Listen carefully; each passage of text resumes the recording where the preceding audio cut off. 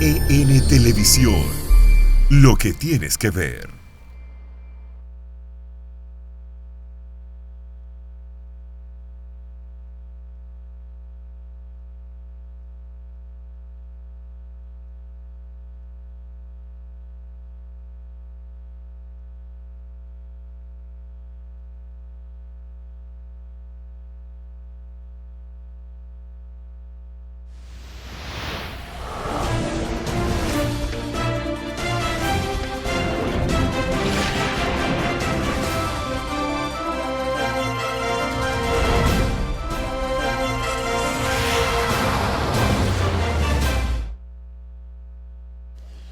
Buenos días y bienvenidos a esta jornada del día de hoy, martes 13.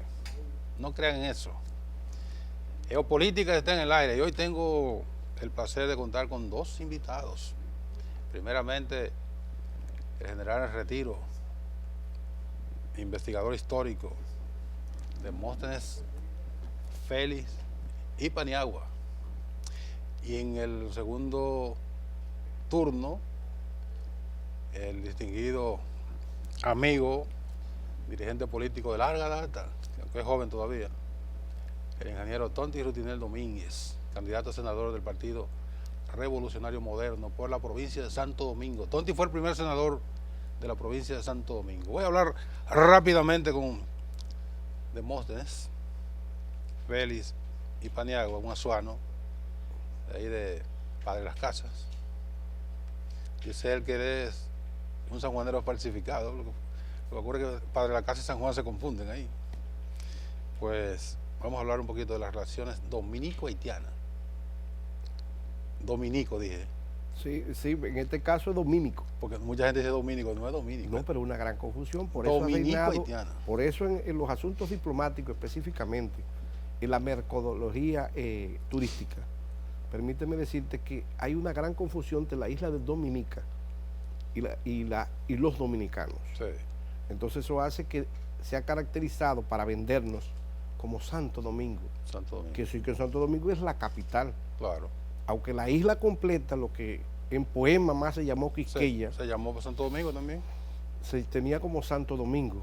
Hasta 1918, cuando se hizo el nuevo mapa, y eso es información geopolítica, sí, como se llama tu programa, el nuevo mapa mundi que se hace en el 18, producto de desconformación o en el nuevo orden que trae la Primera Guerra Mundial, posguerra. Sí. Entonces al hacerse otro mapa, porque desaparece el Imperio Austrohúngaro y hubo países que eran colonias y se convirtieron en países, otros se anexaron. Entonces ahí comenzamos nosotros a negociar en el nuevo orden y de ahí que se le pone la Hispaniola. Sí. O sea que esta isla ahora oficialmente para el mundo, para la ONU, se llama la Hispaniola. Que dice Euclides Gutiérrez Félix que es un disparate. ¿Qué? La Hispaniola. Bueno, yo respeto lo del profesor Euclides. La isla española. Es que el problema es que vivimos en un mundo de derechos, no de deseos. Es así. Eso es quizás su deseo. Pero el derecho internacional público, que es lo que rige ese nuevo orden que nace en el 18 y que modifica la paz de Westfalia de 1815, dice Hispaniola. Hispaniola. Entonces tú no puedes estar solo en el mundo. O sea que respetando lo que no existe en muchos textos es lo de Quisqueya. Creo que en un par de textos. Por lo menos el himno de nosotros, que es poético, sí, una composición poética, dice quisqueyano. Y por eso me dijo el general Henry Nanfi García, antes de morir, es presidente haitiano, dice, somos quisqueyanos todos. Sí. Y cuando él murió a sí mismo, yo dije, cuando un quisqueyano se va. Yo lo vi. En Nueva York hubo un problema porque el alcalde actual, al invitar en uno de los desfiles, ¿tú sabes que hacen una... Sí, el desfile... Hacen un banquete previo, una recepción en la casa del alcalde. Entonces él invitó a haitianos y él dijo, bueno, porque el desfile dominicano es el desfile de Quisqueya. Y le dijeron allá, usted está equivocado. No es el desfile de Quisqueya. Él estuvo mal asesorado. Es el desfile dominicano. Dominicano. Incluso el himno de nosotros dice quisqueyano, que por cierto Henry Lai había propuesto, aunque que le pusiéramos dominicanos. Que le pusieran dominicanos. Lo que pasa es que la Constitución de la República, y Tonti que está cerca, y fue legislador, más que un buen representante. Un buen legislador. Un buen legislador, era legislador, que quien legisla, él tiene las dos condiciones, y esto que se vea como publicidad o como que sea, Sí. sin importar las banderías políticas, porque yo hablo de Tonti como un padre, como un tío espiritual, Sí. y puedo decir que él, que fue legislador y muy buen representante, siempre se trató de modificar el himno, pero la Constitución dice, el himno es eterno e invariable. No es invariable, tú no puedes introducirle nada a ese Y día. ahí entonces mi amigo Henry Lai, un hombre que con su canto es capaz de encantar los corazones más gélidos, su proyecto se ha quedado en un sueño. En alguna ocasión le invitaron a cantar el himno en una actividad oficial y él dijo dominicanos, él dijo, cantó así con esa modificación que él propone. Se le permitió porque hay una gloria del canto, del bel canto. No, y fue producto de una emoción Sí, también. entonces, Y somos emotivos y pero, caribeños. pero eso no está permitido. No, incluso ahora pautado por la ley Otra ley. del himno, de los escudos, De los signos, también. los Sí. símbolos patrios, Sí, prohibida la sí. modificación. No, claro. Pero el tema es, o sea, las relaciones dominico-haitianas han sido muy accidentadas. Eso es un asunto que viene incluso por la propia realidad geopolítica y por la propia realidad histórica, de que nosotros nos separamos o nos independizamos de Haití. Hay muchos accidentes y tú como historiador y como investigador de todas esas páginas de nuestra historia, ¿qué opinas? Aunque hay un poquito de política metida ahí. No, es que en Y todo lo y que se ustedes llama... como guardia no les gusta es meterse que, en política. no, es que hay una situación. La seguridad y la defensa son parte del componente del poder, es decir, de los cuatro poderes que constituyen económico, político, económico, psicosocial, la seguridad y la defensa.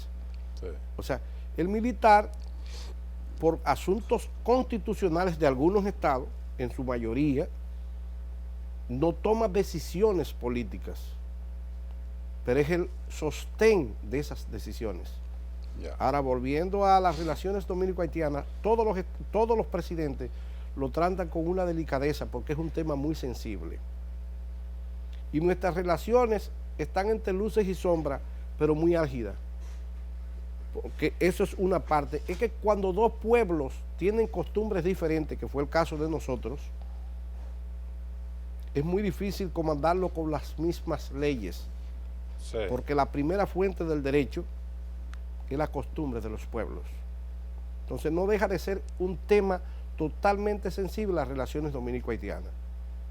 Desde su inicio,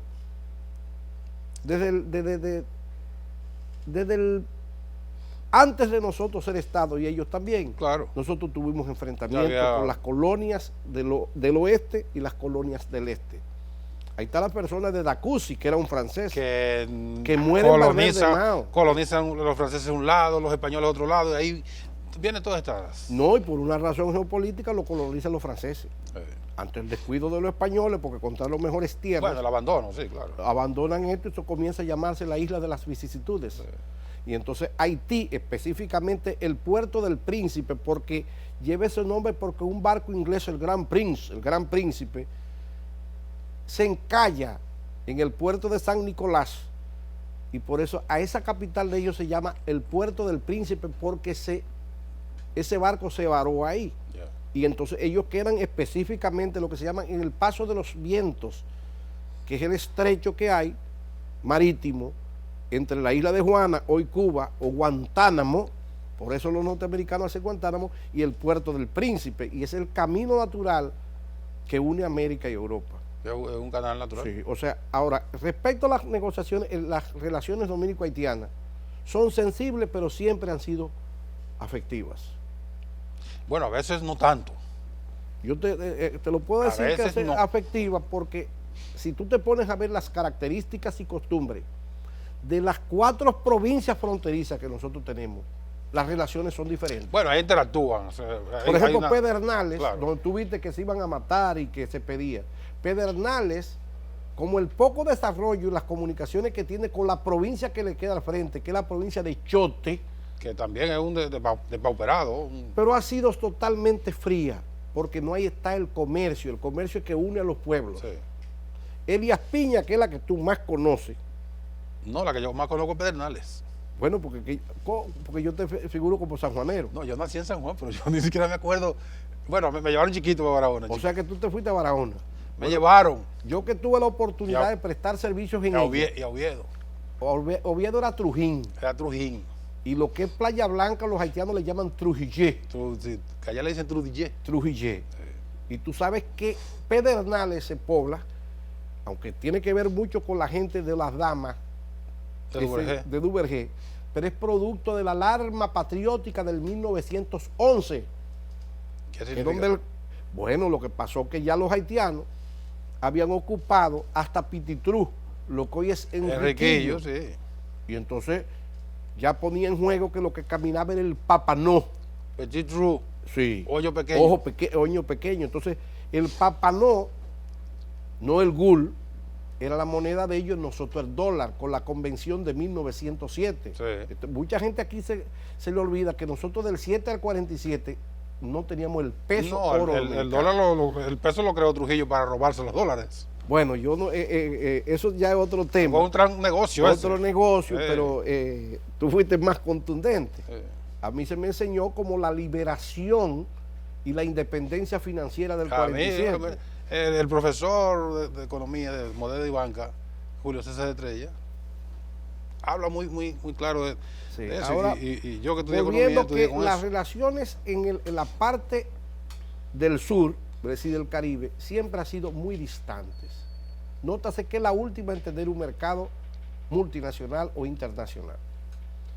En la parte central de nosotros, que viene siendo la frontera de Elías Piña, las relaciones siempre han sido muy buenas. Ya. Específicamente en el Paso Real, que viene siendo Sabana Cruz, donde está entre Pedro Santana y Los Cercadillos, que es la parte de la provincia que era de ellos, porque la provincia de ellos no era Beladier, sino Artibonito. Sí. El Artibonito de ellos, es decir, lo que viene siendo hincha, donde nacen dominicanos ilustres como el general Santana y como el general y su hermano Duvergé. Mira qué cosa. Y su hermano Ramón. Ahí son tan buenas las relaciones amistosas que hace unos cuantos meses, un año, se envenenaron todos bebiendo de chupo del mercado con la botella. Pero Duvergé nació en Puerto Rico. Nace en Puerto Rico, pero sus padres pernotaron ahí. Okay. Y se fueron ahí producto ya del problema de o sea que desaliño Ramón, Pedro Santana y su hermano Ramón, su mellizo, son haitianos. No, y nosotros llevamos un diputado para la Constitución de San Cristóbal. Era tan de nosotros porque está dentro del Tratado de Aranjuez de 1777, del lado oeste, pero perteneciendo a nosotros. Sí. O sea que eso pasa oficialmente a ellos. Es en el Tratado de 1936 con la confirmación de las medidas del 1929. En la parte de Jimaní, o el lago del fondo, en la tierra de nadie, siempre las relaciones fueron buenas. ¿Cómo se llama el lado haitiano del lago? Eso se llama Malpaso. No, el lago que Zulié es el lago, pero ellos le dicen el lago del fondo. Que desbordó, ¿cuándo fue? ¿El 2005, 2006 por ahí? No, pero que el lago, ya el lago ha ocupado tanto que la pirámide que nos divide, de acuerdo al Tratado de 1929, está en el fondo del lago. Lo que pasa es que lo tenemos georreferenciado, yo te lo puedo decir, por el gran trabajo que hizo una persona que vale la pena elogiarlo, que fue el embajador Páez Piantini, un gran conocedor, un gran estudioso, un ex oficial del ejército, don William Páez Piantini. Del lado norte, las relaciones han sido muy buenas. Llámese Dajabón, eso ha sido, yo presté servicio en Dajabón, eso ha sido un maridaje. Por eso te estoy diciendo, ahora, las relaciones formales de Estado siempre han sido muy delicadas. O sea, las relaciones a alto nivel, que finalmente quienes dirigen las relaciones son... No, el Estado, el gobierno. El Estado, el gobierno, son los políticos. Sí, el político. Entonces ahí ha habido problemas. Ahora, en el siglo XX, y eso es bueno que lo sepa el pueblo dominicano, en 3 oportunidades hemos estado cerca de la reflexión de las armas. Sí. En el 1902, con la tormenta de Rahuechivo, eso fue que el río Masacre perdió el cauce y el arroyo Libón, y entonces ni corto ni perezoso los haitianos comenzaron a hacer conuco de manera informal. Del lado dominicano. Sí, y es la única tropa que Horacio Vázquez dirigió, porque el presidente Jiménez le ordenó a él como vicepresidente que bajara con 200 guardias nacionales a restablecer el orden y que si era necesario le hiciera fuego. Y ahí entró la diplomacia y se calmaron las cosas. Eso fue en mayo de 1902. La segunda vez fue en la alarma patriótica, diciembre del 1910, que ahí es que entonces el general Moncácer le ordena a Jacagua, que es el general Alfredo Victoria, mejor conocido como Jacagua, que restituyera el orden. Y ahí es primera vez que se usa el miembro del toro para corregir. Es lo que llevó que los oficiales llevaran a cada uno la naturaleza del toro, le daban su tablazo y lo bañaban en agua y sal y restituyó. Y de ahí es que nace el puesto de Banano y que en la ría donde desemboca el río Pedernal se hizo un destacamento militar. Y la tercera, los fue los aviones del profesor Juan Bosch. Exactamente, que ya ahí sí tuvimos cerca de las armas. Sí. Que dicho sea de paso, el doctor, el médico Papadoc, manejó eso excelente. No voy a hacer paralelismo que quién lo manejó mejor si el presidente dominicano. Era un estadista el maldito. Era un estadista y llevó el caso, y cuando mandaron los delegados de la OEA, que yo por cierto cuando estaba en la Junta Interamericana vi esas cosas, entonces nosotros pasamos a ser agredidos porque fue nuestro consulado. A agresores. A agresores. Actual, las relaciones son totalmente diplomáticas. Ahora, 2 minutos. El negocio de nosotros es totalmente informal, en un 90%, no se beneficia, y eso es bueno que lo sepa el pueblo dominicano, el Estado dominicano muy poco, y el Estado haitiano. Porque le conviene a un grupo que sea así de informal para ganar. Totalmente informal. Ahora, va a venir...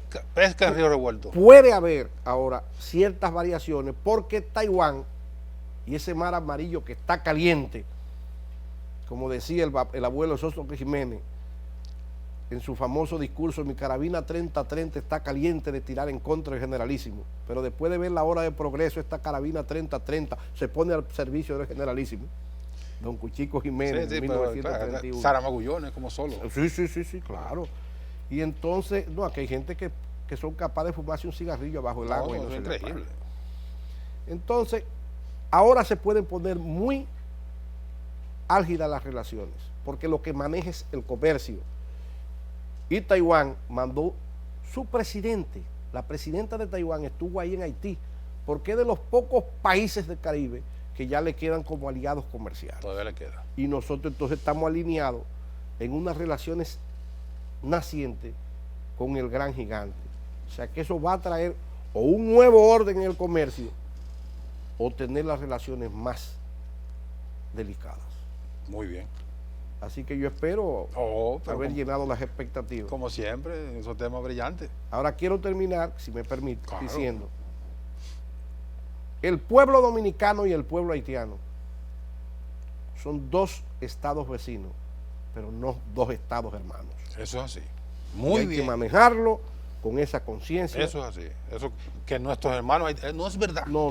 Nosotros somos vecinos. Somos vecinos. Porque para ser hermanos se necesita el amor filial, porque existió el amor paternal y eso nunca ha existido. Y cuestiones fundamentales de una genética. Sí. Así que yo, gracias por esta invitación y te dejo en un gran ciudadano de la patria, un hombre que viene de la lucha revolucionaria desde su génesis, desde sus padres. Sí. Con el amigo que le mando un saludo de aquí, Tonti Rutina. Así es. Gracias. Gracias, hermanos, a ti. Un abrazo. Bye. Hasta la próxima, que no sea muy tarde. Hasta pronto. A ustedes gracias, gracias no se ha terminado todavía. Venimos en un ratito con el ingeniero Tonti Rutina, el candidato a senador de la provincia de Santo Domingo, a tratar de retomar el curso que dejó cuando fue el primer senador de la joven provincia de Santo Domingo. Venimos ahora.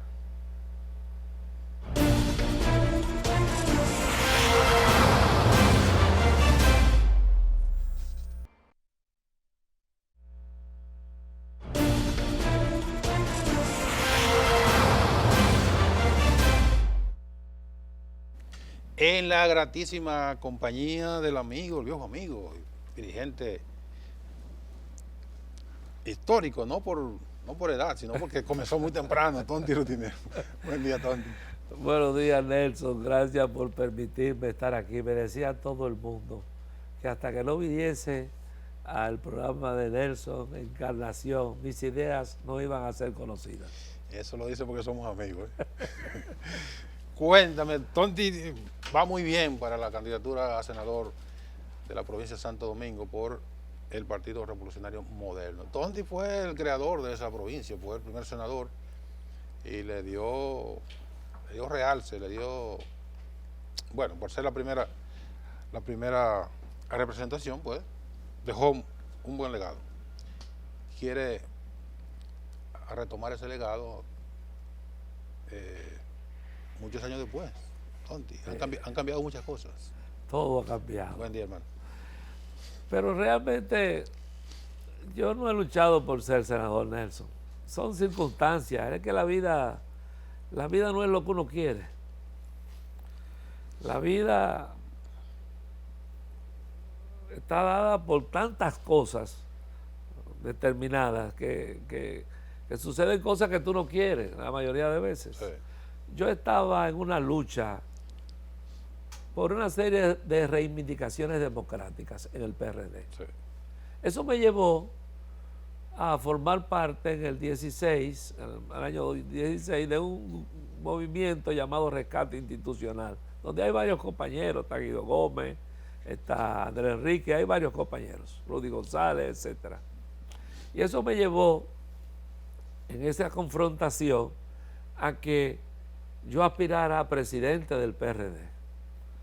Y entonces comenzamos una lucha de contacto y con las estructuras partidarias. Nos dimos cuenta, Nelson, que el PRD, en el caso mío, que era presidente del Gran Santo Domingo, que va desde Pedro Brán hasta Guerra, incluyendo el distrito, donde está casi el 58% de los votos, sí, de que el PRD prácticamente estaba desaparecido. Y entonces teníamos que reunirnos con los compañeros del PRM. Yo tenía un criterio que lo expuse. Yo vivo escribiendo y vivo elaborando ideas, tratando de buscar los hilos invisibles de la historia y de la vida. Yo planteaba y planteo que el PRM va a ganar las elecciones del año 2020. Y decía que iba a ser con uno de los candidatos del PRM, que no tenía predilección en ninguno de ellos. Y también decía que había que hacer un gran frente nacional opositor, donde fuera conformado por varias fuerzas políticas. Y entre ellos también decía que había que llevar los mejores candidatos a diputados, a alcaldes, a regidores y a senadores. Porque quiero decir, y me da vergüenza hasta decirlo, que los políticos hemos fracasado y somos unos mentirosos, decimos una cosa ahora y hacemos otra, incluyéndome yo. Sí, conveniencia. Entonces el pueblo dominicano se ha cansado de los políticos. Tú ves que hay tanta dificultad política. Por eso que tú ves tantos problemas. Entonces, yo decía que había que coger los mejores candidatos. En ese trajinar, en ese constante trajinar, que no viene ahora, porque acuérdate que yo como profesional, como ingeniero, con un posgrado que hice, lo que quería desde el 79, cuando hice mi primer programa de gobierno, yo estuve en China, yo he estado en China como 16 veces, estudié el Compost, que aquí todavía no se conoce, estuve en la planta de tratamiento y refinamiento más grande del mundo, en Long Island. ¿Estuviste al punto de ser alcalde de Santo Domingo? Exacto, gané dos veces y 2 veces me la quitaron. Entonces, fui que planteé en la Cámara de Diputados, y lo hice, la Comisión de Desechos Sólidos, y también en la Cámara de Senado, porque fui 3 veces diputado, 1 vez senador. Sí. Entonces, en ese trajinar no he sido ni siquiera regidor, y he sido entonces 3 veces diputado y 1 vez senador. Y como el legislador trabaja sobre legislar, fiscalizar y representar, lo que hice fue tratar de hacer mi función como representante de mi comunidad, que es que era el Distrito Nacional, que es lo que es hoy el Gran Santo Domingo. Sí. Y comprendí en los viajes, por ejemplo, yo estuve en Francia, he estado varias veces en Francia, y en Francia hay 46.000 municipios. Una cosa increíble. 46.000 municipios. Sí, una cosa increíble. O sea, municipios de 4 calles. Sí. Y entonces, en Estados Unidos también, de 5, 10 calles. Sí. En Europa, en Alemania, en Italia, en donde quiera que he ido, la municipalidad es el desarrollo de los países. La descentralización. La descentralización. Entonces comencé a comprender eso y programé 3 provincias. Esa fue la originalidad. 3 provincias para mantener el Distrito Nacional. Lo conversé con el doctor Balaguer en el 97. Él lo aprobó. Lo conversé con el doctor Peña Gómez, lo aprobó, y lo conversé con el doctor Leonel Fernández, que era presidente, y lo aprobó. Hubo un inconveniente, que la Constitución decía y dice, un Distrito Nacional y el número de provincias que determina la ley. Sí. ¿Qué significa eso? Que para quitar eso, un Distrito Nacional, había que hacer una reforma constitucional. Y entonces estaba el problema en el 97 de que Leonel, esa es la realidad, quería reelegirse. Entonces ahí hubo un tranque. Y ese proyecto se paralizó. Entonces en el 99 volví a retomarlo, 2 años después, con las dificultades, con las grandes discusiones, donde me decían el triturador, porque lo que quería era de que dividir el Distrito Nacional, que ha quedado en 94 kilómetros cuadrados, y la provincia tiene alrededor de 1.732 kilómetros cuadrados, 18 veces el Distrito Nacional. Y el distrito arrinconado ahí en la... Exacto. Pero ¿dónde está el desarrollo? En la costa. Como yo le decía a los empresarios, a los comerciantes, mira, yo vi en el 84, en los Alcarrizos, en uno de esos barrancones, achicharrarse 2 niños. ¿Tú te acuerdas de esa película de vaqueros que cogían la cubeta para echar agua, para poder apagar el fuego? Eso me marcó. Una vez en el 86, en guerra, una compañera se enfermó y yo estaba en uno de esos contactos que yo siempre hago, y tuve que montarle en el vehículo, y cuando llegamos ya estaba muerta.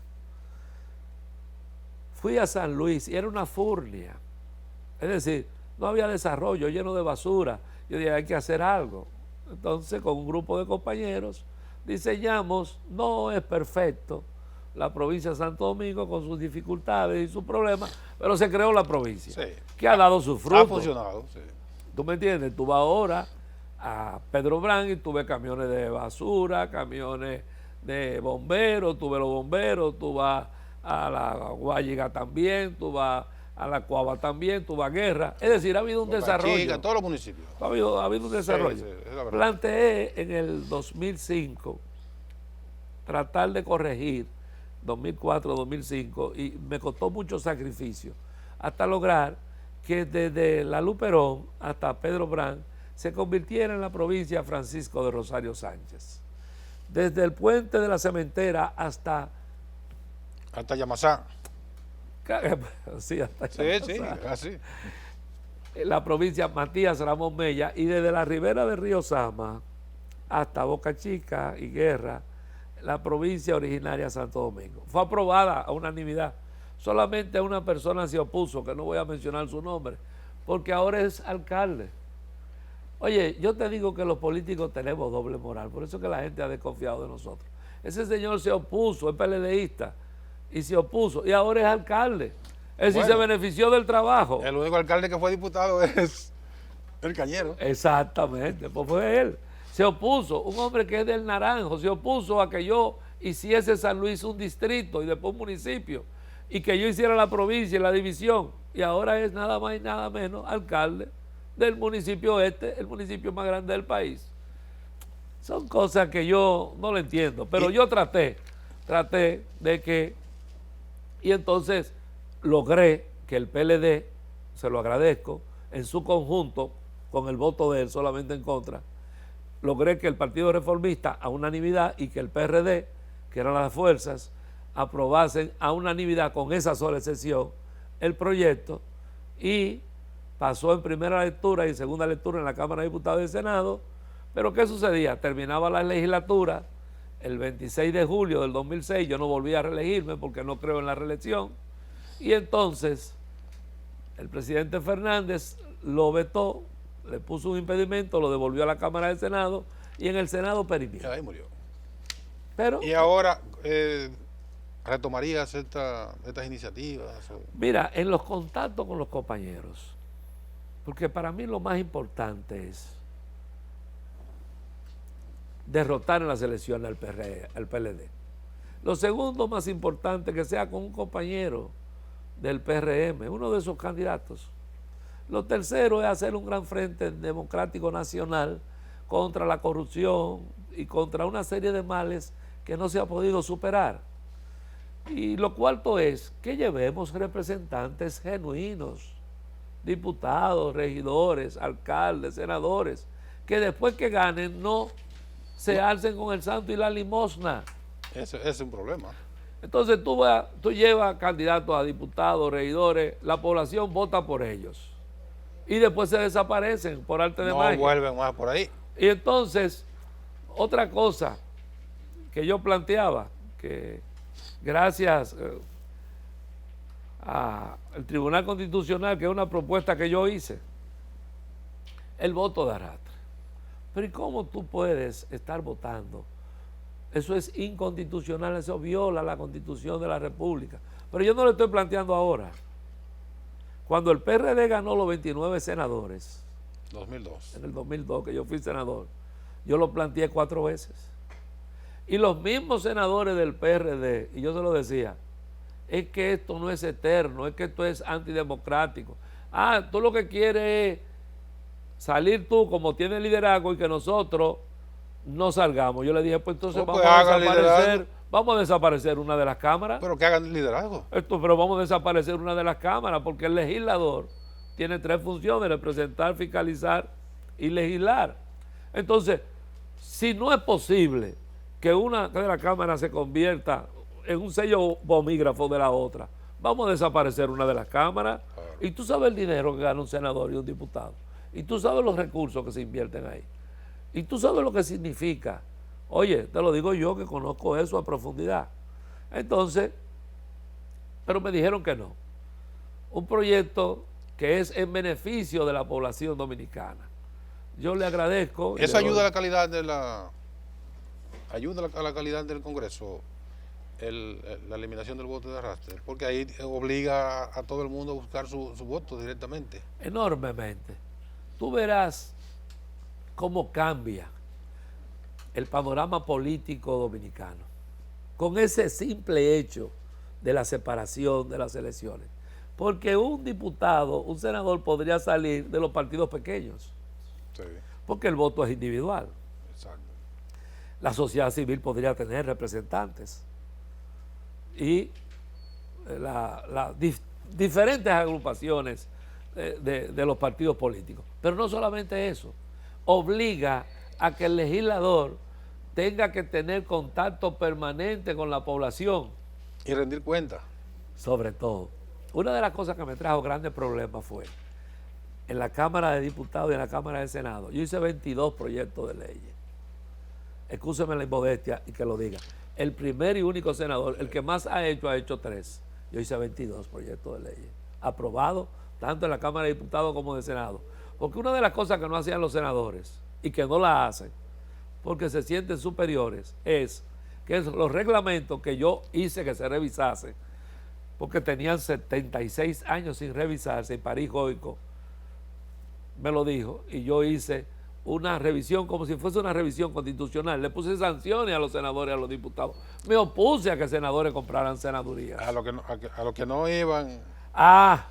Otra cosa, sanciones a juicio disciplinario. Y entonces ellos me decían que yo quería destruir el Congreso. No, simplemente que hay que respetar. Hacerlo funcional. Pero si tú no vas a una sesión, ¿cómo tú cobras? ¿Y cómo le responde a la población que votó Pero por ¿cómo ti? tú puedes tener, si tú no tienes, por ejemplo, legisladores que no solamente no han hablado en el hemiciclo y senadores que no han presentado un proyecto de ley?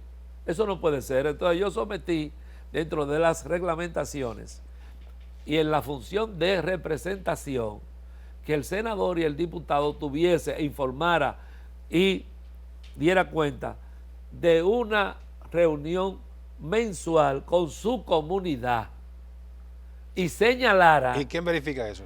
Y señalara, los nombres. Nosotros teníamos una comisión, creamos una comisión, porque yo me cohibí de eso, previendo eso, creé una comisión de 3 senadores y 3 diputados, la comisión mixta, para que revisase, constatase y hablase con la comunidad a ver si esa reunión se hizo y los proyectos que salían de esas reuniones. Porque el saber está en el pueblo, claro. El conocimiento está en el pueblo. El legislador lo que debe ser es una correa de transmisión entre el pueblo, el legislador y el poder ejecutivo. Me llamó la atención estas ideas que propone Tonti como parte de su campaña. La necesidad de una reforma tributaria, una reforma fiscal integral. O sea, hemos hablado muchísimos años y años de que el país necesita una reforma, pero cuando llega el momento no hay el paso fundamental. Yo he sido muy respetuoso. Yo todavía no he anunciado mi candidatura formal, aunque un grupo de compañeros ha estado promoviéndome, porque al yo pasar parte al PRM, yo tengo que respetar. Yo soy una persona muy respetuosa. Yo le hice una propuesta, fue al PRM. Okay. No, ni siquiera al país, al PRM. Donde yo decía, primero, que es verdad que se ha conseguido una gran conquista democrática nacional con que el presidente de la República dijese que no iba a optar por un periodo en el 2020, un nuevo periodo. Pero hay que felicitar también al presidente, hay que felicitar a los diputados y al pueblo, pero hay que felicitar al presidente, claro, que tomó la iniciativa, de no serlo. Aquí los triunfos son de un grupo, y los fracasos no son de nadie. Exacto. Entonces, le planteé que no había necesidad de acorralar al presidente, que en el infinity del artículo 124, que dice nunca jamás volver, pudiese tener la oportunidad del presidente, si así lo desease. Y si está en las circunstancias, porque es otra cosa. Está en las circunstancias, porque una cosa es con guitarra y otra cosa es con violín. Claro. Él pudiese optar en el 2024. El problema, como legislador, yo he visto, hay una gran evasión de impuestos. Son pocos los que pagan impuestos. Pero no hay una política de Estado. El Estado lo que está es endeudarse, y el Congreso en aprobar, y en aprobar, y en aprobar. Vamos a aplicar la ley. No podemos. Este es un país que está en una crisis permanente. Sí. Nosotros tenemos que resolver esa crisis. Nosotros tenemos que hacer una reforma real, fiscal, donde todos los sectores nos juntemos y hagamos un cambio y transformación, que haya una correlación de fuerzas entre el empresariado y la población y los trabajadores, y que haya una verdadera fiscalización y control de recursos y pago de impuestos, y que no dejemos de estar cogiendo tantos préstamos y tantas cosas. Mira, estamos en una situación difícil. Mira cómo está Puerto Rico, mira cómo está Grecia, mira cómo está Nicaragua, mira cómo está Venezuela. Nosotros tenemos que vernos en ese espejo. Argentina. Mira cómo está Argentina. Entonces el político tiene que... Pero no, yo no lo estoy diciendo contra el PLD porque está en el poder. Yo estoy hablando de una política fiscal integral, que participemos todos. Claro, como y debe seamos ser. Todos responsables. ¿Tú me entiendes? Debe ser. Como debe ser y como está ahí en la ley y no se respeta. Entonces, le estoy planteando al partido también, gracias al Tribunal Constitucional, la cuestión de la separación de los poderes. Del diputado y del senador ya se logró. Es una gran conquista. También estoy planteándole al partido que haya una propuesta al gobierno para que la segunda mayoría de la Cámara de Diputados, como ha sucedido en el pasado, sea dirigida por la segunda oposición. Porque el mismo Peña Gómez, el mismo doctor Balaguer, el mismo Leonel Fernández lo decía, no sé si lo dice ahora, y el mismo licenciado Danilo Medina lo decía, no sé si lo dice ahora, que no podía haber un control total, hegemónico de las fuerzas. El equilibrio. También planteaba la cuestión de la Cámara, del Tribunal, que son leyes especiales creadas en el 2010, el Consejo de la Magistratura. El presidente no puede tener 2 votos. Él ser 2 votos no puede ser. Él no puede designar un empleado del procurador. No, eso no pasa ni en Estados Unidos, ni pasa en ningún país del mundo. El presidente puede llegar a tener 3 votos. 3 votos. Pues si hay un empate, el voto 2 veces. Por eso te digo que no puede tener 2 votos. El voto no, tiene 3. No. El del procurador, el suyo. Exacto, con el del procurador son 3. Sí. Entonces, yo decía que había que darle a la segunda oposición la Cámara de Diputados para compensar los poderes. Estamos en un proceso. Cuarto, la unificación de las elecciones. Oye, Nelson, mira, yo fui legislador, yo he manejado 18 campañas. 18 campañas, excúseme la inmodestia. Yo soy el único político vivo que ha manejado 18 campañas. Yo he sido jefe de campaña, no un sector, no. Yo he sido jefe de campaña en 4 veces de lo que era el Distrito Nacional. Y entonces, yo sé lo que son una convención y las elecciones. Claro. Tú no puedes hacer una pre-campaña ahora. Hacer una convención primaria el 6 de octubre. Una elección. Oye, volver a hacer unas elecciones en febrero. Van 3. Y después volver a hacer una elección en mayo. Van 4. Oye, y si hay segunda vuelta. Van 5. Sí. Y oye lo que te voy a decir. En febrero, las elecciones de febrero, si ese problema no se resuelve, todavía en junio o en julio estaremos discutiendo regidores y alcaldes. Eso no se puede. Tenemos que hacer una reforma real, constitucional, que haga posible que haya una democracia real y que la Constitución se respete. ¿Tú me entiendes? Y que haya leyes como pasa en Estados Unidos y pasa en todos los países modernos. En ese orden, yo hice este planteamiento. Yo creo que me ha favorecido enormemente el problema de quitar el voto de arrastre, y yo creo que tú estás hablando con el próximo senador de la provincia de Santo Domingo. Bueno, tendrá un enllado de senador.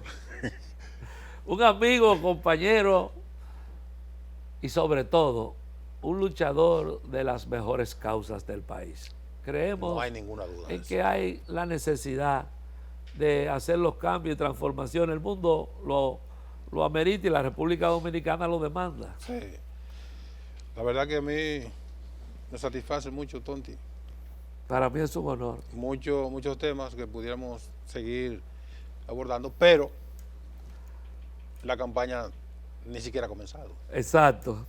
De modo que Tenemos tiempo. hay un gran trecho para recorrer todavía.